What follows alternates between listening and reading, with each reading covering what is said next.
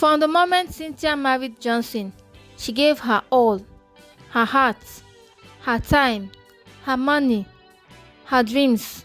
She worked as a teacher at a private primary school during the day and offered home lessons in the evenings.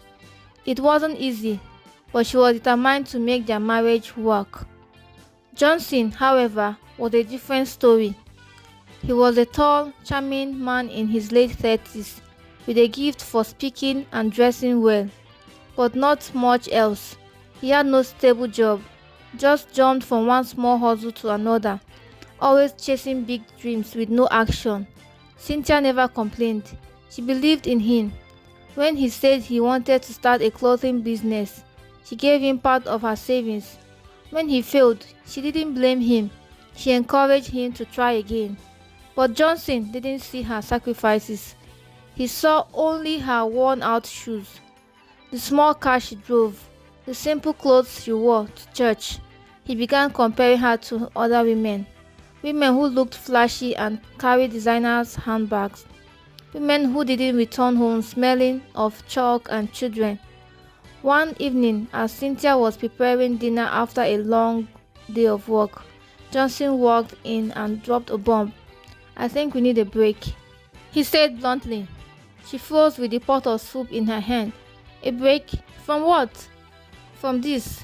This life that's not going anywhere," he said, looking around their small, neat apartment with disgust. "I want more." "More? Johnson, what more do you want? I'm doing everything I can. That's the problem. I don't want to live a life where my wife is the one hustling while I sit at home. Look at Anne. She's got class, style, everything. She knows how to treat a man like a king." Cynthia's heart shattered.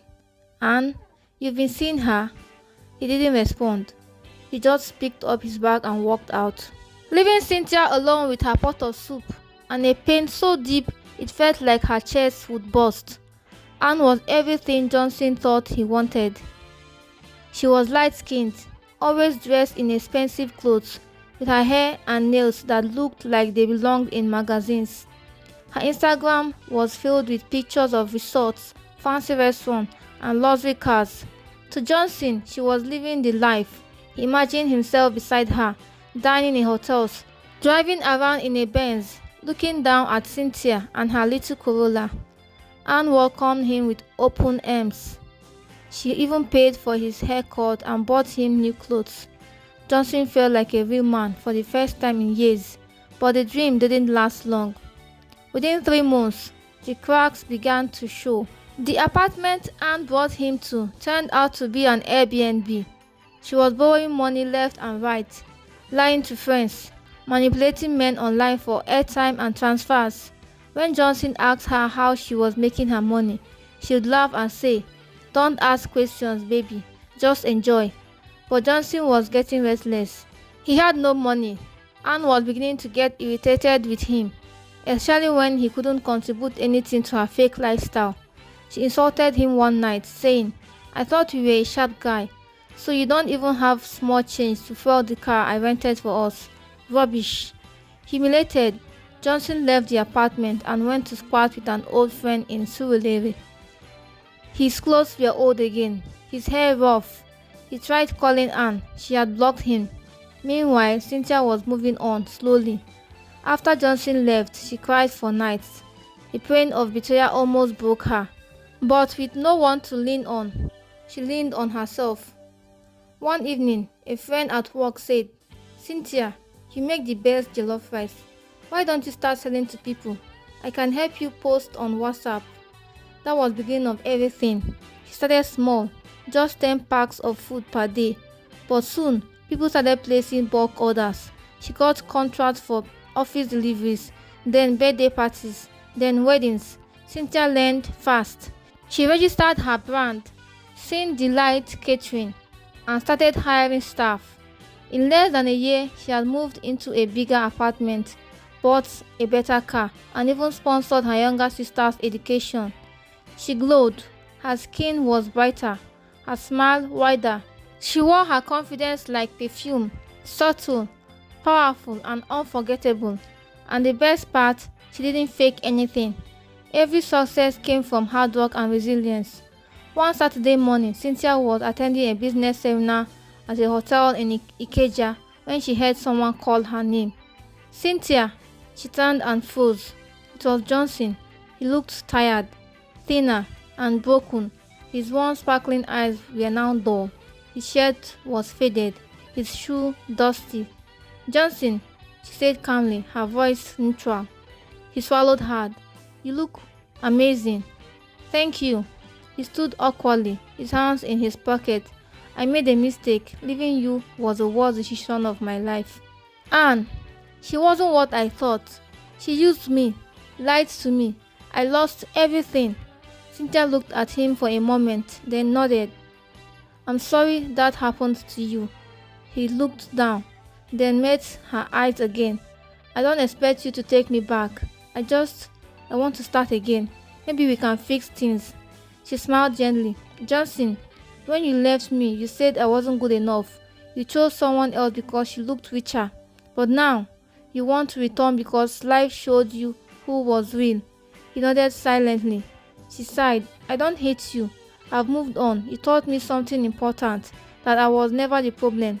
You were, and I thank you for leaving, because that was when I found myself." He stood there, speechless. As she walked past him, she said with a kind but firm voice, "Sometimes, rejection is God's redirection. I wish you peace." As Cynthia walked away from Johnson in the hotel lobby, her heels clicking confidently on the floor, a deep sense of peace settled in her heart. For the first time in years, she felt truly free, not just from the pain he had caused, but from the weight of trying to prove her worth to someone who never truly saw her.